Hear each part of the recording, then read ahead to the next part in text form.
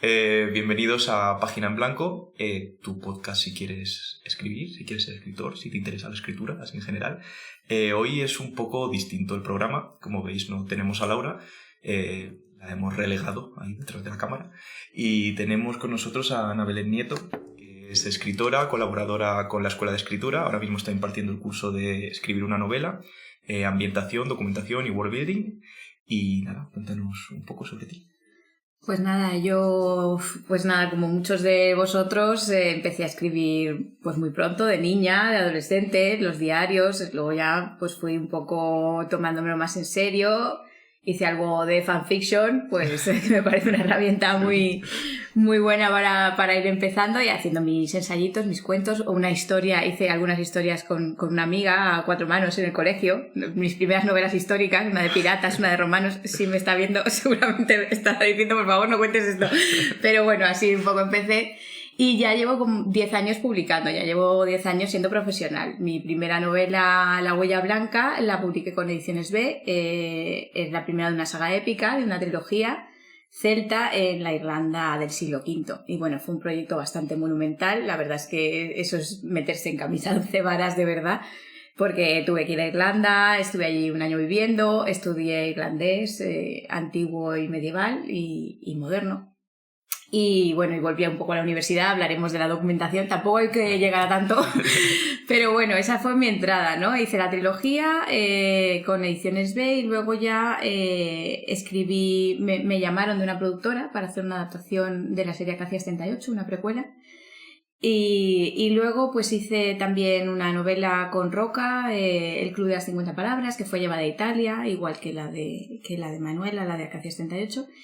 Y bueno, pues ahora estoy escribiendo histórico y también me he pasado a hacer un poquito de fantástico. Entonces estoy un poco a dos manos con el pasado, que es una novela futurista, entonces estoy un poco con el pasado y con el futuro en esa sando ahora mismo. Bueno, pues como veis tenemos un orgullo esto de tenerla aquí, porque además yo he tenido el placer de participar en algunos de tus cursos y es que es un gustazo. Y por eso dijimos tenemos que traerla, tiene que contarnos cosas.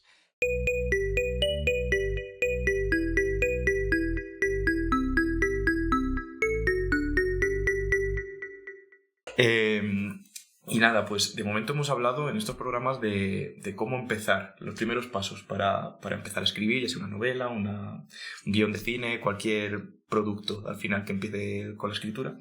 Y hemos hablado de cómo conseguir la idea y del género. Pero claro, hay muchas veces que nosotros tenemos una idea y ya nos queremos saltar todos los pasos previos. Porque decimos, yo ya tengo la idea, yo ya quiero empezar a escribir. Cojo, me pongo delante de la página, del folio y digo, empiezo a escribir. Vale, pero no he pensado nada antes. Ahí es donde entra uno de los puntos clave del curso que tú das con nosotros, que es la documentación. ¿Cómo de importante es documentarse a la hora de escribir? Pues mira, Adrián, yo creo que el tema de la escritura también cumple distintas necesidades para la persona. O sea que hay distintos tipos de escritura y alguna es más un poco para desahogarnos. También existe la poesía o existen géneros que son más liberadores, más relacionados con la inspiración. Pero cuando hablamos de novela es sobre todo para las personas que quieren que las lean o que quieren publicar o que quieren perseguir una carrera literaria como profesionales, pues sí que la documentación tiene mucho peso porque está muy relacionada también con la creatividad. Entonces yo hablo mucho de esto, insisto mucho, porque bueno, tú sabes cómo, también hablaremos de inteligencia artificial, tú sabes cómo funciona la inteligencia artificial, que lo que hace es hacer también predicciones en base a un histórico. Claro. Pues el escritor o el artista hace también un poco lo mismo. Entonces hacemos creación a través de lo que ya sabemos. O sea, en el siglo XIX lo que llamaban a las novelas o a las obras de teatro no lo llamaban creación, lo llamaban refundición, porque lo que hacían era coger materiales previos u obras previas y las actualizaban al presente y las traían a lo que la sociedad necesitaba en ese momento y a ese espacio de comunicación contemporáneo, ¿no? Entonces, creo que tenemos mucho que aprender de eso, ¿no? Porque a veces tenemos la creación como esa cosa medio divina que viene por ciencia infusa o que sale de nosotros mismos y al final, pues es que nosotros estamos ahí en la página y no queremos contaminarnos. Todo eso hay que desecharlo un poco porque realmente nos quita recursos, nos está limitando. cuanto más documentado estás y más conoces la tradición en que se mueve tu novela y más novelas has leído en esa tradición, más posibilidades tienes de lograr una comunicación eficaz, que al final es de lo que estamos hablando, de entrar en una comunicación íntima con la otra persona, con el lector en este caso. Entonces, para mí la documentación es parte esencial del proceso y parte esencial de la parte creativa. O sea, no es una cosa de vamos a poner los codos y vamos a empollar y vamos a estudiar esa cosa, o ni siquiera es una herramienta de apoyo. No, es una parte integral del proceso de escribir. Claro, que al final yo creo que le da esa base sólida de coherencia que necesita cualquier obra, de no dejar cabos sueltos. Porque en el momento en el que dejas cabos sueltos, yo creo que ahí es cuando se te pueden empezar a ver las costuras, y esa documentación es lo que te forja al final como un profesional de la escritura. Exacto, se te puede ir mucho el proyecto si lo que estás haciendo es improvisar. Lo que tenemos que intentar evitar durante la sesión de escritura es improvisar. Obviamente puede aparecer una cosa que llamamos la serendipia, de cosas que no esperabas y que encontramos, o esa inspiración repentina de que una vez que estás en el proceso, en el flujo creativo, pues de repente salen cosas muy interesantes. Pero cuanto más preparado estés, eso se nota, más solidez va a tener el proyecto, más verosimilitud, mejor construido va a estar. Y bueno, yo siempre cito, no la cito siempre, pero ahora la voy a citar. En una masterclass de Oprah Winfrey, recuerdo una frase que se me quedó, que ella decía: el éxito es la preparación más la oportunidad. Entonces tú la oportunidad se la estás dando a tu historia una vez que te sientas, has apartado ese tiempo, has preservado tu atención, que en estos días es tan complicado preservar la atención, cuidarla y ponerla, el foco en lo que estás haciendo.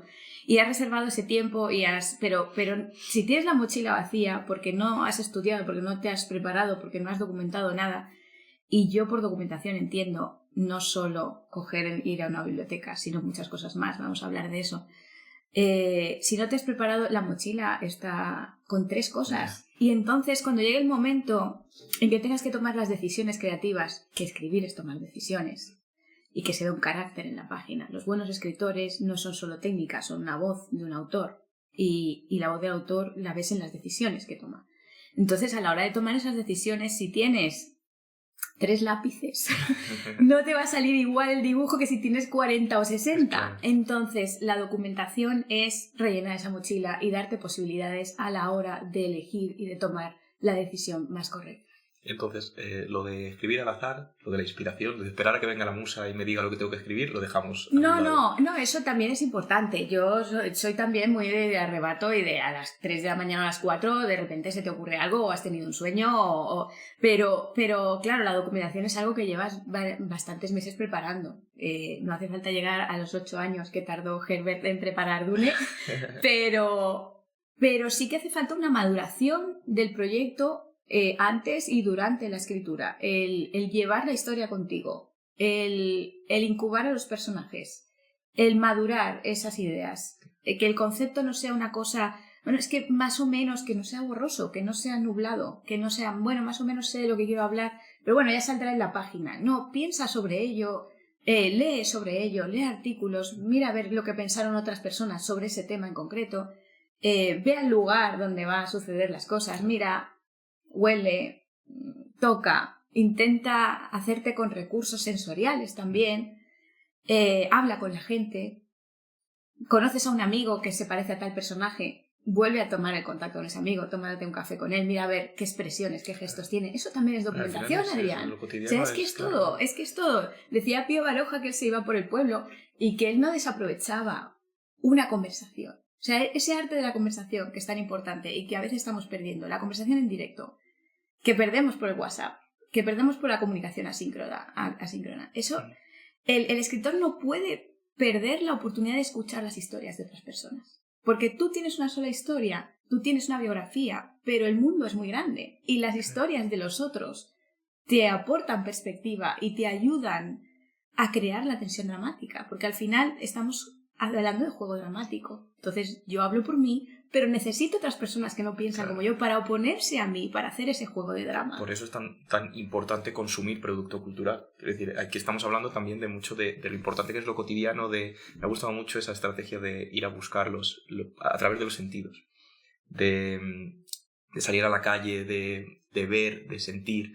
y para encontrar esa inspiración, pero también leyendo y viendo pues, cine, viendo las historias que han construido otros, es como te puede llegar la inspiración. A mí me pasa mucho que yo cuando escribo, construyo mucho a partir de lo que he visto. Y a lo mejor estoy escribiendo sobre X tema, y veo algo una película, por ejemplo, una serie, un anime últimamente, me están tirando muchísimo los animes, y no tiene absolutamente nada que ver con lo que estoy escribiendo, pero pero digo, pero sí, aquí está la solución que estaba buscando. Y al final es que no sabes en qué recóndito lugar vas a encontrar esa salida que no encuentras a tu historia, y es clave estar abierto a todo. Estar abierto, pero no solo a lo que acabamos de decir, a productos ya consolidados, sino lo que tú dices, una conversación con tu padre, que a lo mejor te dice lo que tienes que decir. Exacto, te va... y además, yo hay otra cosa aquí que matizaría. Es verdad que se puede uno alimentar mucho de los libros y se puede alimentar mucho de las películas o de lo que tú dices, del anime, del manga.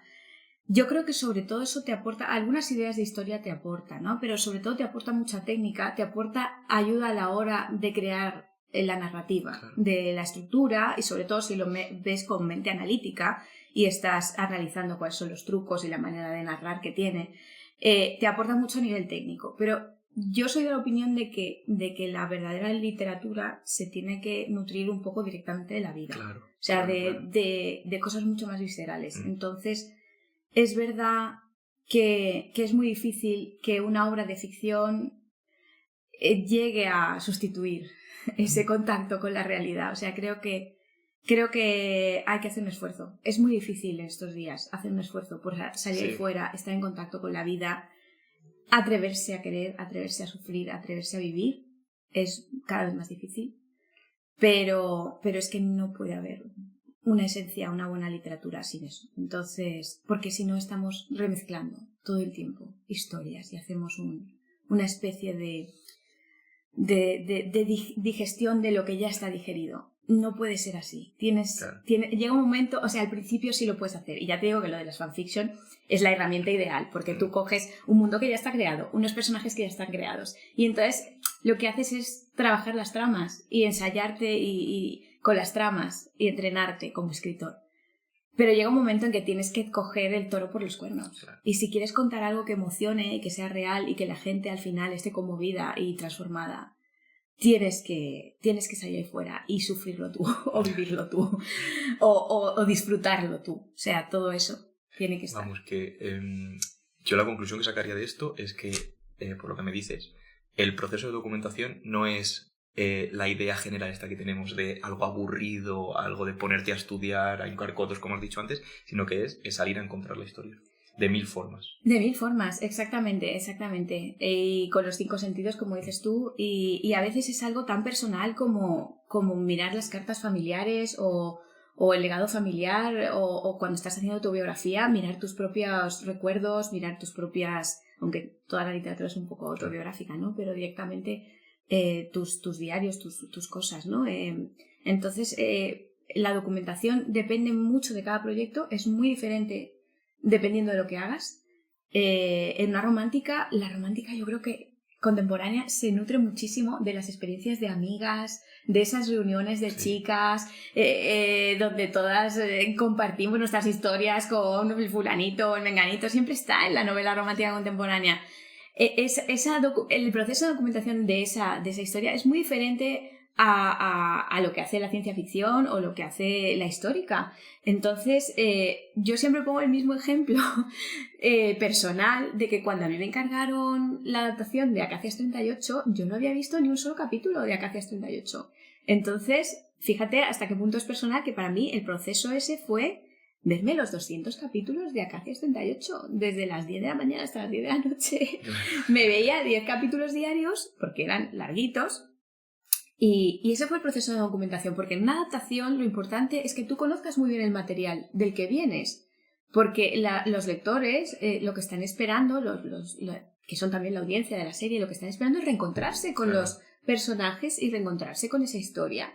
Y no puede haber tampoco incongruencias con lo que ha contado. Yo estaba contando una precuela, con lo cual pues tiene que ser bolígrafo en mano, ver todos los flashbacks que había, ver cuál era la historia final, esa backstory familiar. de los personajes, esas motivaciones que tienen, que les han llevado a moverse hacia una dirección, son los que al final determinan cómo es el personaje en la actualidad. Así que en el momento en el que tú no respetas esos personajes, el pasado de esos personajes, lo cambias, puede haber ahí un choque que haga incoherente la evolución del personaje. Completamente. Es que habría sido una estafa para el lector, Claro. porque yo podría haber hecho unos personajes maravillosos y a lo mejor una heroína estupenda y muy bien documentado y tal, pero no es eso lo que me están pidiendo. Lo que se me está pidiendo en este proyecto es muy concreto. Entonces, y lo que espera, no defraudar las expectativas del lector es fundamental para el escritor. Entonces, aunque hubiera sido una novela tipo galdosiana maravillosa, si no estás cumpliendo con la expectativa, estás fracasando. Claro. Entonces, pues yo es el ejemplo que pongo siempre para comentar lo diferente que puede ser ese proceso de documentación. Necesitas diferentes habilidades. Puede tratarse de una lengua, puede tratarse de una habilidad. Si la protagonista es tejedora, pues intenta aprender un poco a tejer. Y tírate, pues como hacen los actores, ¿no? Ayer lo decía Elia Barceló en una presentación, en la presentación de su última novela, dice, para mí es como el método de los actores, ¿no? El método de Stanislavski. Y eso se lo he oído a cantidad de escritores. O sea, realmente tienes que ponerte en los zapatos del personaje. Y si tienes la oportunidad de estar en los sitios reales o de aprender las habilidades o de vivir, aunque sea 2 días, como podría vivir ese personaje, te va a ayudar mucho a entenderlo y a transmitirlo bien. Y, a ver, es que hablando de Acacias, pienso mucho en que al final es una obra muy colectiva, ¿no? En la que los personajes, es lo que intuyo yo, influye mucho todo lo que es el ambiente, lo que es la ambientación, cómo a través de la documentación puede cambiar esa ambientación que tú tenías en la cabeza. Porque a lo mejor, cuando tú tienes tu idea inicial, dices, vale, la voy a plantear este mundo, voy a plantear estas situaciones, voy a plantear este ambiente. ¿Cómo a raíz de prepararte la documentación eso puede cambiar? Pues mira, estábamos hablando antes de que al final el proceso escritura-lectura es un acto comunicativo, ¿no? Y todos tenemos en la cabeza una idea de cómo son las cosas. En la histórica lo vemos muy claro. El lector tiene una idea de cómo era el medievo, el lector tiene una idea de cómo era el siglo XIX. Una cosa son las convenciones y otra cosa es la realidad. Claro. Y tú tienes una responsabilidad como novelista histórico de transmitir lo que era real, pero también tienes la necesidad de empatizar con el lector. Entonces, lo que hacemos en novela histórica es escoger un espacio intermedio para la ambientación, donde no somos ni muy realistas, la gente no habla como hablaba Cervantes, porque no nos podríamos comunicar. Y tampoco hacemos la concesión de poner el medievo como si fuera un Juego de Tronos que no tiene ningún tipo de veracidad histórica. Tenemos que encontrar ese término intermedio y ahí estás tomando decisiones constantemente entre si te vas hacia atrás o te vas hacia el presente.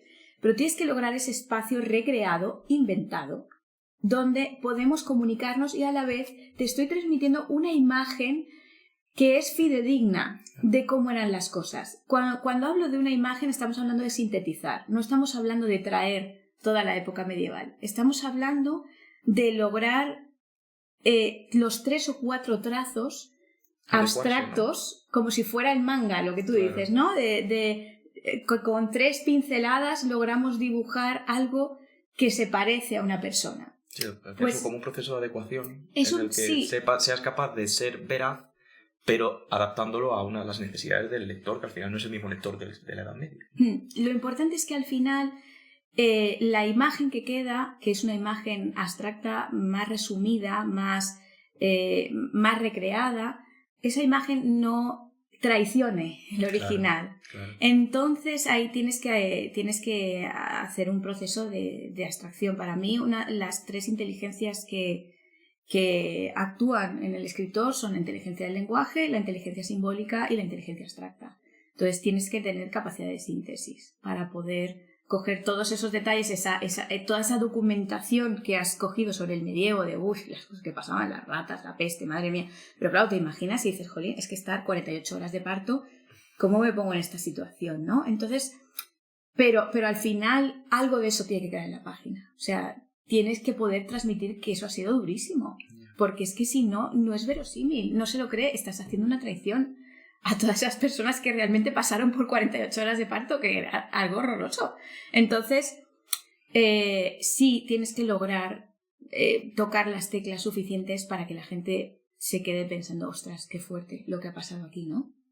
Claro, porque es que de esa forma, trabajando a través de la comunicación, de la documentación, llegas a conseguir una buena ambientación y al final eso es lo que realmente atrapa al lector. Porque si tú ambientas mal, pues, una novela, por ejemplo, si estás escribiendo una novela, va a haber, sí. Muchas veces, realmente al final, pues yo he estudiado literatura, así que conozco muchas veces esos entresijos de, vale, me están sacando de la historia por esta razón. A lo mejor pueden ser cuestiones de redacción o cuestiones de ambientación, pero hay mucha gente que no sabe por qué le están sacando, pero se sale igualmente. Y eso puede ser por la incoherencia entre ese ambiente que se ha creado y el ambiente que se quiere transmitir. Entonces, ¿cómo crees que tiene que ser una ambientación? ¿Cómo tiene que trabajarse para que atrape al lector? No. Esa ambientación es la imagen de la que hablábamos, es como una sustancia que va llevando al lector, lo mantiene en una burbuja de lo que es el mundo propio de la novela. Hay que tener en cuenta que cada novela tiene su propio mundo y es una burbuja que nos aísla y tú sales de aquí del despacho, terminas, te vas a casa, abres tu libro y estás entrando en esa burbuja que llamamos ambientación y es la que te va transportando, ¿no? Como el astronauta que está en el espacio, ¿no? Tú estás en esa ambientación todo el tiempo. Entonces es verdad lo que tú dices, que no debemos dar patinazos para no salirnos de esa burbuja y de repente volver al mundo real y decir, Dios mío, siglo XXI, de repente, cuando yo estaba en el 14, ¿no? Entonces, ¿cómo trabajar esa ambientación? Con mucha coherencia. O sea, tú puedes hacer una historia muy sencilla, ya te digo, una chick lit, de viajes en el tiempo, donde haya, pues eso, un momento en el 17 y un momento como estas de Highlanders, tipo forastera, pero todo lo que tiene que haber en la parte del 17 me tiene que sonar como verosímil, ¿no? El tipo de las plantas, la terminología, todo eso es la coherencia de la que hablamos a la hora de tomar las buenas decisiones, ¿no? Que no hace falta que sean muchos detalles, que pueden ser, como te decía, cuatro líneas, pero esas 4 líneas tienen que ser como la caligrafía japonesa, tienen que ser precisas. Tiene a la hora de tú dejarte llevar, tienes que tener una sabiduría de lo que tienes que hacer.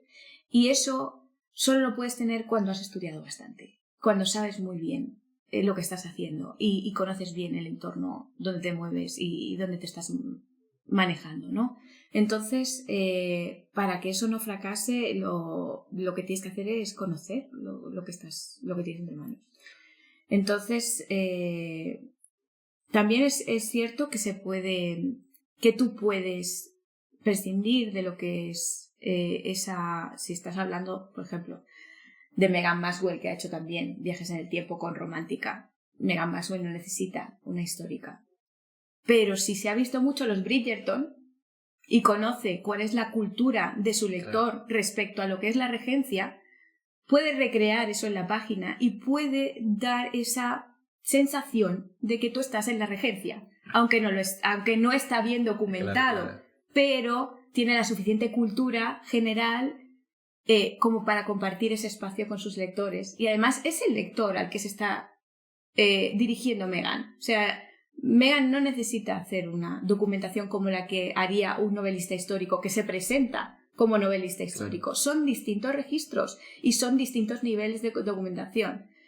Y ya te digo, si está muy bien documentado, pero has perdido el contacto con el lector y has perdido la empatía y has hecho mucho infodumping y has echado muchas cosas encima de la mesa, has perdido al lector. Entonces, aunque hayas estudiado muchísimo, no va a servir. Necesitas no desconectarte de él. Y si le vas a contar cosas que no conoce, que son novedosas, que son nuevas, si vas a sumergirlo en el viaje en el tiempo, si tu promesa es que eres un novelista histórico riguroso y que le vas a presentar una imagen verídica, tienes que hacerlo poco a poco. Tienes que acompañarlo en ese viaje y ayudarlo a entrar poco a poco en esa otra realidad que desconoce, porque si no se va a abrumar, se va a asustar, se va a ir a ver la última serie, Peaky Blinders o lo que sea. La cantidad de estímulos que tenemos hoy en día es que es muy difícil mantener al lector solo pendiente de tu historia. Claro. Y más con los pocos estímulos estímulos inmediatos que da la lectura. Porque al final, si hablamos de cine,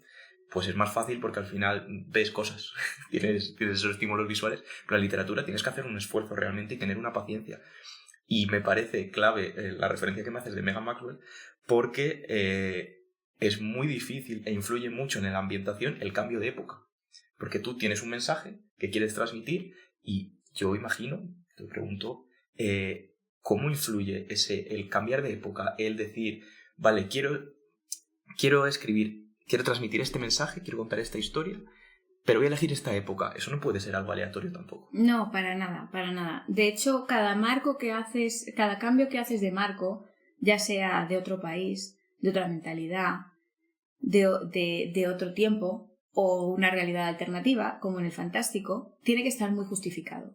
Es cierto que si tú vas a utilizar magia no te queda otra que usar fantástico. Si tú quieres hablar de futuro no te queda otra que hacer ciencia. Y si quieres hacer histórico no te queda otra, pero tiene que estar justificado. Esas novelas que yo siempre lo veo mucho en el drama romántico. Esas novelas donde tú lo que quieres es reflejar el amor contra la sociedad. Pues normalmente se escoge siglo XIX porque las reglas sociales eran muy rígidas y se permitía muy poco. Claro. Entonces el drama aumenta, la tensión aumenta. Son decisiones muy justificadas. Entonces es ideal esa época para hacer ese tipo de trabajo. Y es que al final tú puedes tener un mensaje inicial que si eliges una época que no es adecuada, te va a cambiar el mensaje. Porque si yo, por ejemplo, pienso, quiero contar una historia de una mujer que quiere ser escritora en el siglo XIX, voy a transmitir un mensaje. Exacto. Que es, pues, a lo mejor esas dificultades, esas limitaciones, Exacto. Esas barreras que se encontraba. Quiero contar quiero transmitir ese mismo mensaje a una mujer que quiere ser escritora, pero en el año 2023. El mensaje se me va a desvirtuar totalmente y va a ser, a lo mejor, esto va a estar relacionado con la generación millennial o con la generación Z y estos problemitas que tenemos hoy en día. Mejor, sí, el mensaje va a ser totalmente distinto.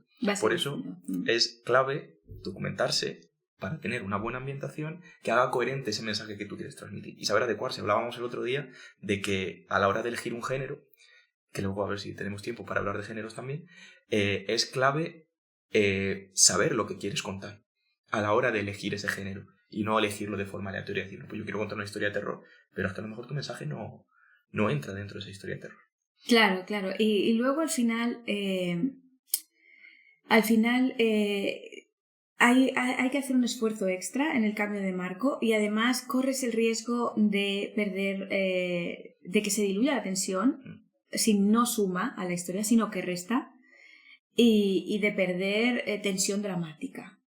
Mucha de la literatura independiente, más centrada en los conflictos familiares, más que llega a una profundidad de entender lo que es al ser humano, mucha de esa literatura es contemporánea. ¿Por qué? Porque no merece la pena distraerse con lo que sería una ambientación de otro tipo.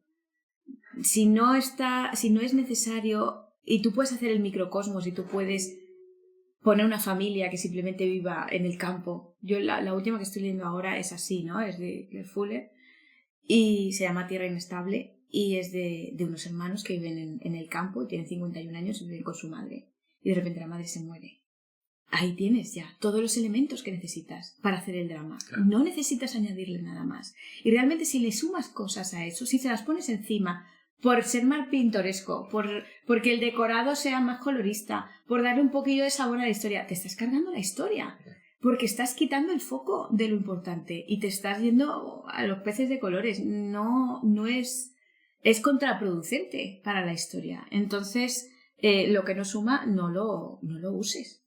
No lo uses. Incluso si eres especialista y dices, no, es que yo me he tirado 7 años estudiando, pues eso, el siglo XIV y lo tengo que usar. Claro. No, pero es que si esa historia no viene a cuento, que la pongas ahí, es que tienes que separarte completamente de ti mismo. Yo recuerdo una de las frases que más se me quedaron de un escritor consagrado, no recuerdo cuál era, pero decía, lo más difícil en la escritura es borrarte tú mismo. Y yo creo que eso es fundamental. O sea, tienes que ser esclavo de la historia 100%, Adrián. Es que si no, Es que si no, vas a estar entorpeciéndola constantemente, metiéndote tú en medio, queriendo figurar tú, tu familia, tus recuerdos, tus conocimientos, tu documentación. Claro, no, que al final escribir es diluir tu propia voz. Claro, no dejes que la documentación interfiera luego en el proceso de escritura. O sea, una vez que ya has hecho tu trabajo, que ya tienes herramientas y tal, usa solo lo imprescindible. Lo demás nada. Fuera. Es que sí. es que no tengo que añadir nada porque es eso. Al final es buscar esa coherencia en la documentación que te va a permitir... Al final es como un proceso. Es un proceso que es... Me documento y esa documentación, que es fundamental, me va a permitir ambientar bien la obra y construir bien el mundo que estoy creando. Porque si construir... Esta es otra cosa. Vamos a hablar de world building. Sí, pero no puedes perder el foco en ningún momento. Esa es la cosa que en la documentación, la ambientación, el world building, los géneros, todo esto de lo que estamos hablando tiene al final una sola cosa. No puedes perder el foco de la historia en ningún momento. Tienes que estar ahí clavado todo el rato y todo lo demás es echarle de comer a la historia. Pero la historia es lo que está arriba del todo. Ayer hablaba con otra compañera en esa presentación, una compañera de Fantástico, y me decía, es que claro, yo soy muy obsesiva, digo, es que ¿cómo no lo vamos a hacer? Claro. Si tienes que estar durante meses con una imagen fija en la cabeza de lo que quieres contar y no puedes soltarla en ningún momento, porque en el momento en que desconectas de la historia, tienes tentaciones, Adrián, porque se te cuela otra historia, se te cuela otra cosa, se te cuela una idea que has visto en el último libro, ¡ay, qué idea más buena! Y entonces empieza a temblar, esa historia empieza a temblar. Y ya no sabes lo que estás contando. Y dices, ¿y si la cambio? Llevas 150 páginas. ¿Y si la cambio? A lo mejor esta otra historia es mejor. Y no sé qué. ¡Cuidado! ¡Cuidado! Porque es la mejor manera de no acabarla nunca. Te empiezas a enrollar, empiezas a meter cosas.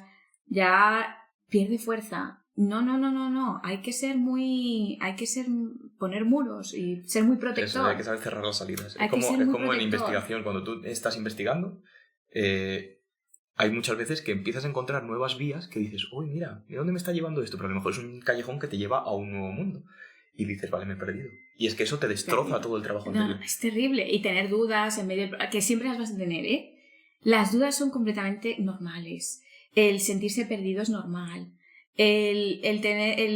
y a veces realmente tienes que cambiar. O sea, a veces, después de la agonía de estar...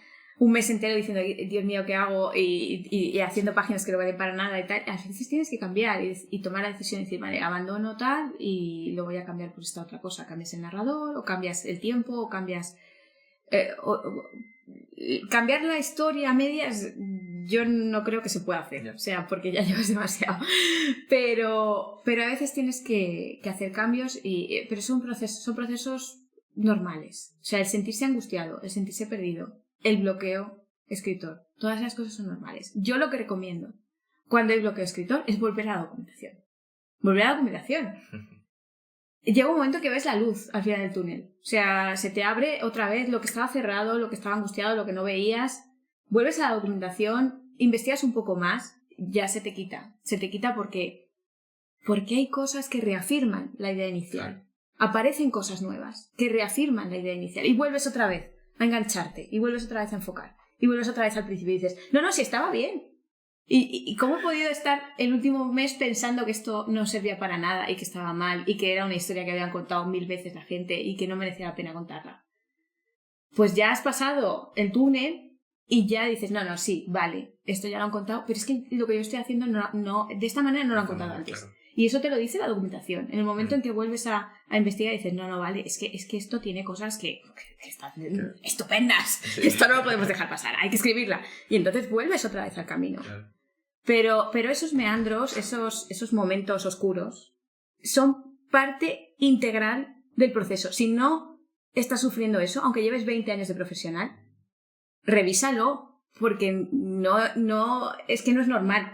Claro. O sea, incluso cuando tienes mucha experiencia, nunca sabes si vas a poder escribir, si vas a poder empezar, si vas a poder acabar y si va a valer la pena algo de lo que estás haciendo. Es que esas son los mínimos del escritor. O sea, si no cuentas con eso y sabes sobrellevarlo, esa angustia, esa inseguridad, esa sensación de que no estás perdiendo pie. Hombre, claro que estás perdiendo pie. Si estás creando un mundo que no existe. Claro. ¿Cómo no vas a perder pie? La mitad del tiempo estás perdiendo pie, Adrián. O sea, cuando realmente ya estás pisando sobre seguro es cuando has terminado el primer manuscrito. Dices, vale, ya está acabado. Por fin. Ya tienes algo sobre dónde pisar. Has puesto el primer escalón. Luego viene la reescritura, que esos son muchos más escalones. Claro. Ahí es donde empiezas a construir. Sí, pero lo importante es lo que tú dices, sentar las bases de ese mundo que estás construyendo. Claro, el cimiento. El cimiento es el primer borrador. Y todo lo que haces hasta que termines el primer borrador puede ser muy angustioso. Claro que sí, no hay que fustigarse. Claro. Por eso, porque nos pasa a todos en el primer manuscrito y es algo completamente normal. Y te sigue pasando toda la vida. Cada vez que creas un mundo nuevo, te pasa. A lo mejor si es una saga, pues no, porque ya estás pisando sobre algo que has hecho. Sí. Pero si estás haciendo algo mínimamente original, y cuanto más original, más perdido te vas a sentir, Adrián. Pero es que merece la pena. Si no estás creando algo nuevo, ¿para qué? Entonces hay que atreverse a estar en el vacío y decir, bueno, pues estoy en el vacío. Y ya está.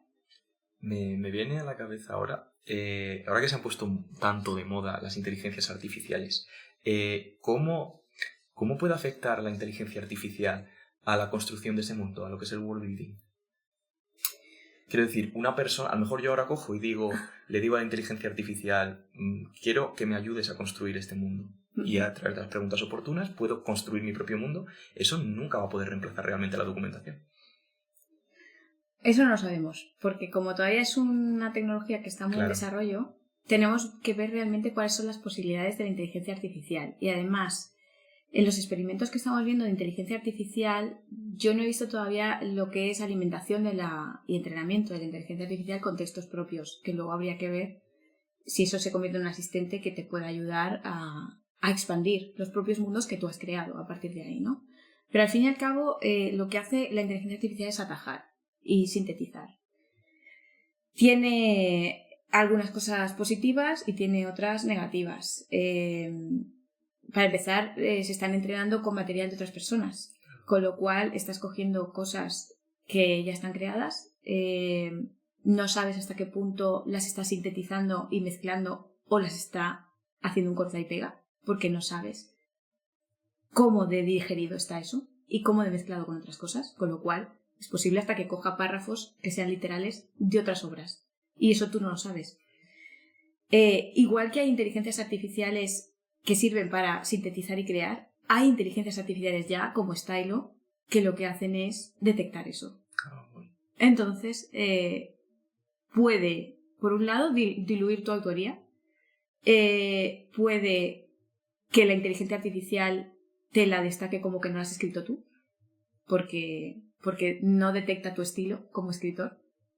Y entonces dice, yo eso lo he visto, ¿no? Con otros autores. James Patterson, por ejemplo, que saca como 60 novelas al año y las coescribe con otros autores, pues dicen que de las que ha escrito, la única que él escribió fue la de Bill Clinton. Claro. Y las demás están escritas por otras personas. Esto te puede pasar, pero es que incluso te puede caer un plagio porque si copia exactamente un personaje, una escena, una situación, un sistema de magia directamente de otra persona, te puede causar problemas legales. Claro, yo estas herramientas las veo muy útiles. Bueno, ahora te pregunto cómo afectan al proceso de escritura, porque yo te lo cuento desde mi perspectiva. Yo las veo muy útiles como inspiración, como una ayuda a salir a lo mejor a levantar un poquito la cabeza cuando está oscuro y no sabes por dónde salir. Es verdad que el desbloqueo creativo es muy, muy útil. O sea, si le pones una serie de 3 líneas y hazme una sinopsis, o le pones 3 líneas del personaje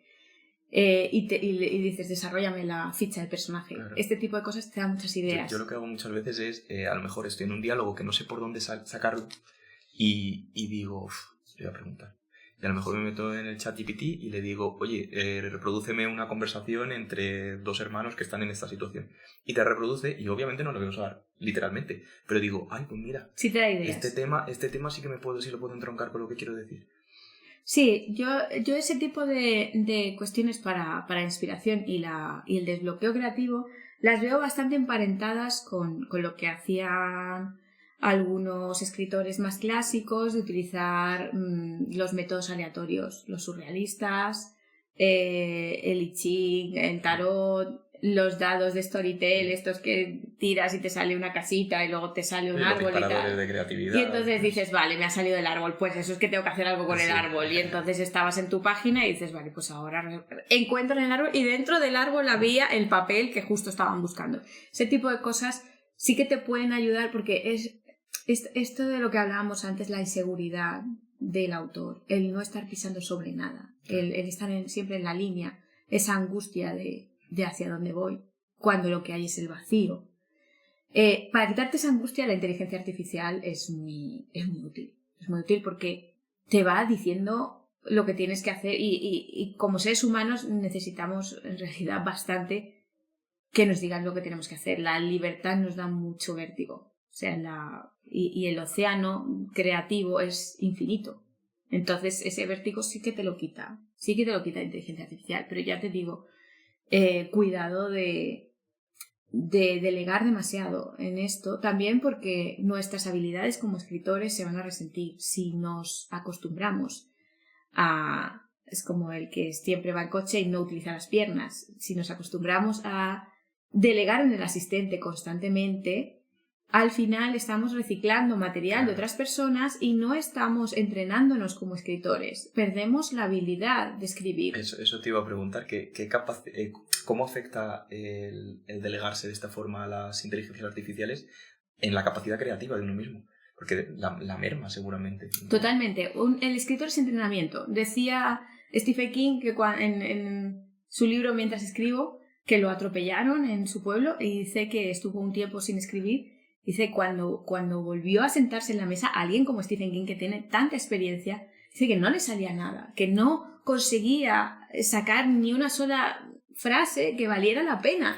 Porque es entrenamiento, exacto, es entrenamiento. Tienes que sentarte todos los días a ser posible, o varios días a la semana, para no perder la habilidad. Igual que los idiomas se oxidan, es que el cerebro se oxida enseguida. Los músculos del cuerpo se oxidan. Tú, si estás entrenando un tiempo, dejas de entrenar y vuelves a entrenar, lo que le estás recordando a los músculos es que siguen ahí. Pues con la creatividad es lo mismo. Cuando tú dejas de escribir y vuelves a escribir, le estás recordando a tu creatividad, a tu imaginación, que sigue ahí, que existe, pero que obviamente se tiene que desarrollar otra vez, porque la has dejado un poco escondida. Y obviamente las inteligencias artificiales van a tener sus ventajas, en el tema de lo que hemos hablado, como disparador creativo, pero también tiene sus desventajas. Eso es lo que hemos comentado, aparte del tema del plagio, pero también... Ya te digo que una vez que tienes un corpus de obras y una vez que se puedan entrenar las inteligencias artificiales con tus propios textos, es posible que se convierta más en una extensión de ti mismo y pueda trabajar en tu favor, sin desvirtuar el sello de autor y la voz narrativa, que al final es lo que hace el carácter del autor frente a otros, ¿no? Es por lo que la gente te elige a ti y no elige a otro. Pero bueno, hay un relato muy interesante de Te Chiang en su segundo libro aquí editado en España, es Salación, que él habla de los digientes y los habla como si fueran mascotas. Son seres artificiales, son sintéticos, pero los van educando desde pequeños como si fueran mascotas o incluso hijos adoptivos, ¿no? Y entonces tú vas conformando a la inteligencia artificial según tu carácter, según lo que tú necesitas, o sea, la adaptas a tus necesidades a lo largo de años. Entonces al final tendríamos un asistente súper adaptado a lo que necesitamos. Pero yo todavía no veo que estemos en esa fase. Yeah.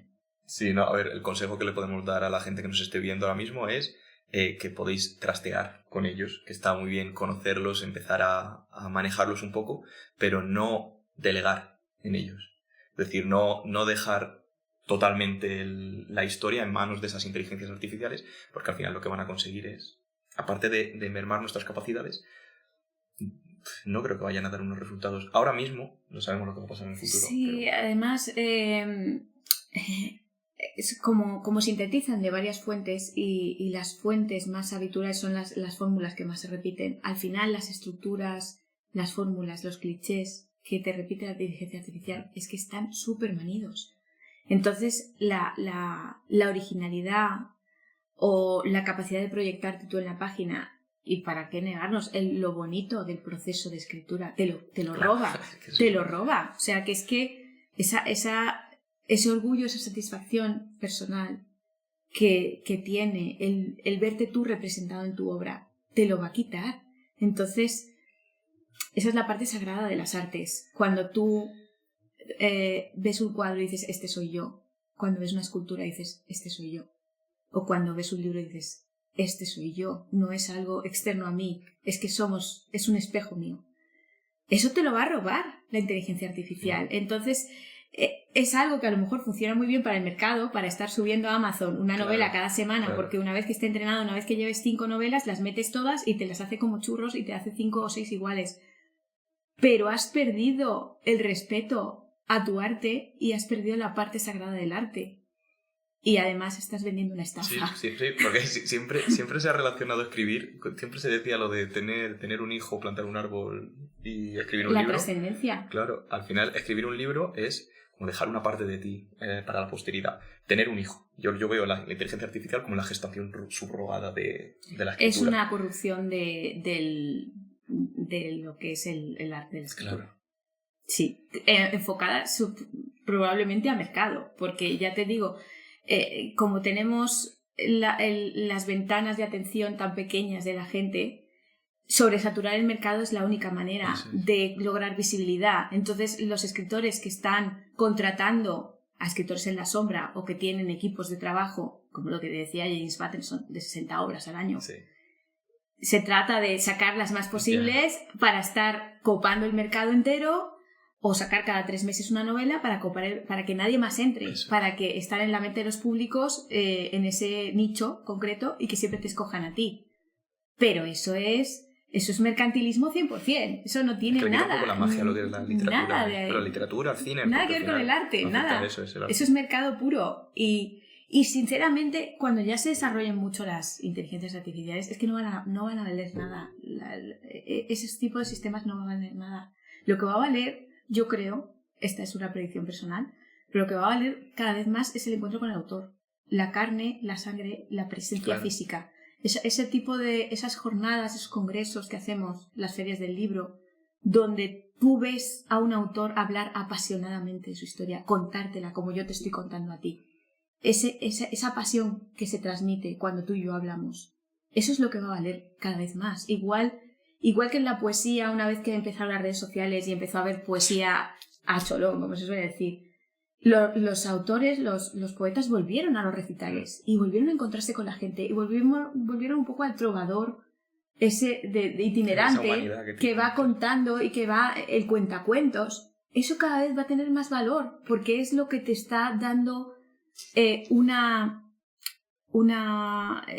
seguridad de que hay una persona viva, carne y sangre y vida detrás de la obra.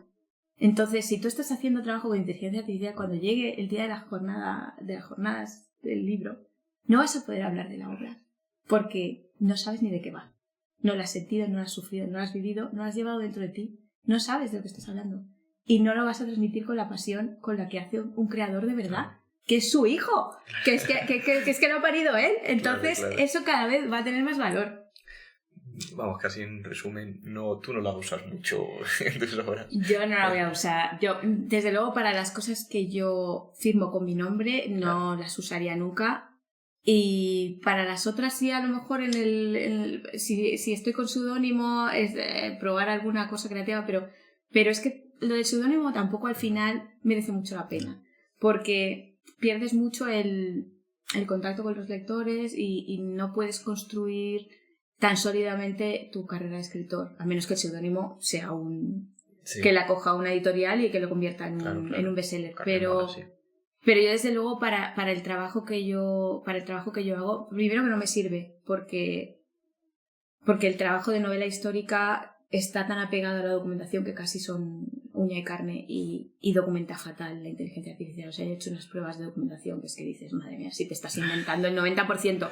Entonces, para eso no me vale. Y desde luego, para lo que es futurista, es que tampoco. Y es que el nivel de intensidad emocional que necesitas, o que yo necesito personalmente, porque yo soy una persona que escribe desde las emociones, no desde el pensamiento, y desde las vísceras.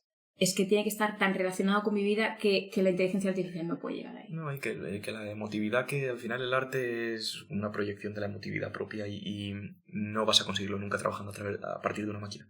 Porque al final pierdes todo ese valor humano que tiene cualquier creación. ¿En qué estás ahora mismo? Ya que estamos hablando de si la usas o no. Pues mira, me llegó ayer la maquetación de la novela que sacó Julio, que quedó finalista en el premio Minotauro y es ciencia ficción y ya sale en julio, o sea que está a la vuelta de la esquina, Proyecto Carón se llama. Y entonces me llegaron ayer las maquetas y ya estamos terminando de prepararlo. ¿Puedes hacer así una sinopsis rápida?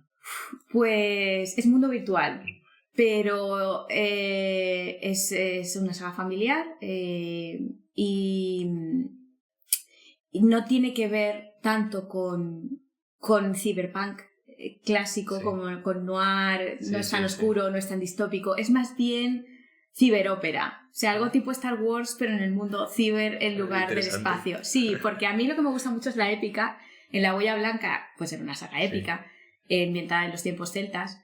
Y entonces, pues sí, yo lo llamo ciberópera, pero vamos, es algo completamente, yo no lo he leído por muchos sitios, pero es intentar hacer épica del mundo virtual. Y bueno, es que hoy en día el tema géneros, con la hibridación, la innovación de géneros, al final no sabes ni cómo llamar a tus El mundo obras. virtual es muy interesante, te digo, porque puedes hacer ciencia ficción en lo que es el mundo real, pero el mundo virtual actúa como Alicia a través del espejo. O sea, cuando tú tienes constructos virtuales, puedes hacer fantástico. Claro. Es como si cruzaras el espejo y puedes crear mundos fantásticos en lo que es la virtualidad. Entonces es un híbrido entre ciencia ficción y fantasía. Así es como funciona. Y creo que está muy por explotar. O sea, me parece, aparte de Ready Player One, bueno, hemos visto Matrix, claro, pero hay poco en este sentido. Y sobre todo hay poco que no sea distópico. Claro, es que yo no quería crear algo oscuro porque yo tengo 3 hijos preadolescentes y para ellos lo virtual no es oscuro. Claro. Es algo lleno de posibilidades, lleno de oportunidades, como es. Sí, los tiempos cambian. Como miran la juventud, los nativos digitales, no lo ven como algo distópico, forma parte de su vida, es post-cyberpunk. Sí. Entonces me interesaba hacer eso, algo un poco más optimista y con un juego que no sea catastrófico. Claro. Y luego tengo otra novela histórica terminada que saldrá con Edasa después de verano. En el siglo XIX. Revolucionario y todas esas cosas. A mí es que, claro, la épica revolucionaria, Los Miserables, todas esas cosas. No esperaba que me dijese lo Bridgerton. No, para mí Los Miserables es el musical que más me gusta. Entonces estoy muy conectada, hay mucha pasión ahí, mucho rojo y negro y mucho amor romántico, muchos los héroes, los mártires de la libertad, todas esas cosas me encantan. Entonces estoy haciendo una serie de varios libros ambientados en esa época. Y eso es de momento lo que... No, la verdad es que suena interesantísimo. Deseando leerlos, estoy. Ya, qué bueno. Ya me has dejado con la cosita. Y yo creo que es que ha sido interesantísimo. Te agradezco muchísimo que hayas venido, que hayas estado con nosotros, que hayas compartido tu conocimiento con nosotros, que no sabéis el valor que tiene esto que habéis visto. Bueno, muchas gracias. Porque de normal es un señor hablando y diciendo cosas que no debería decir. Hoy os traemos calidad. Así que nada, muchísimas gracias. Esperamos volverte a tener aquí porque me interesa mucho tu faceta de escritora de videojuegos. Estupendo. De eso no hemos tenido tiempo de hablar. Fenomenal. Pero espero que podamos hablar en algún momento. Claro, es que hay que hibridar. Hay que hibridar con el anime, hay que hibridar con los videojuegos, hay que hibridar con el metaverso, las nuevas tecnologías que vienen, el Neuralink, todo eso, para poder seguir vivos dentro de la literatura. Tiene que estar viva, no puede estar muerta en los libros. Vamos, te podríamos hacer un programa de cada uno de las facetas de la escritura, te podríamos hacer un programa personal. Pero bueno, de verdad que te agradecemos mucho que hayas venido. Muchas gracias. Y nada, a vosotros que tengáis en cuenta mucho todo lo que hemos estado hablando aquí, porque es muy importante el tema de la documentación, de construir un mundo coherente, con un ambiente coherente. Y nada, que por lo de siempre, ¿algo que quieras decirlo? No se me va a escuchar mucho, pero muchas gracias. Gracias. Que os suscribáis, que le deis a like, que comentéis, que nos sigáis en redes, todas esas cosas que decimos siempre. Y que nada, hacer los deberes y a escribir.